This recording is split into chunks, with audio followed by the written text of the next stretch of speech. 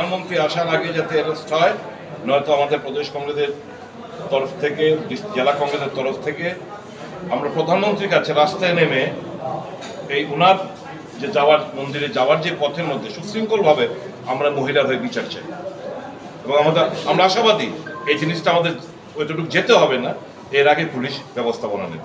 আরেকটা ব্যাপার হলো কাকরাবন থানার ওসি, ওদের যারা আহত হয়েছে এদের কোনো মদত দেয়, ফোন করলেও তারা আসেনি, বলছে পেট্রোল নেই। যার কারণে আমরা বলেছি ইমিডিয়েটলি তাকে রিমুভ করা ওসিকে কাকরাবন পিএসএল ওসি।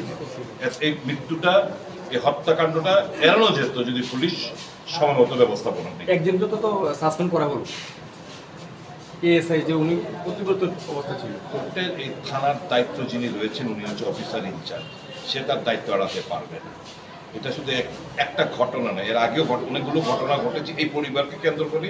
কোনো পুলিশ একটা মুহূর্তের জন্য এখানে আসেননি কিংবা কোনো পদক্ষেপ ওনারা নেন। তাহলে আপনি কি বলছেন যে কাকরাবন থানার ওসির দায় এড়াতে পারছে না নাকি? নিশ্চয়ই, আমরা তো সে কথাই বললাম।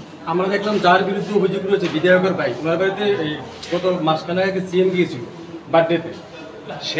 সেটা সঙ্গে আমি আজকে এই আমার সঙ্গে রয়েছে, কালকে যদি ও একটা অন্য কিছুর মধ্যে শুড আই বি ব্লেম সিএমকে আমি এই জায়গায় কেন টেনে আনবো?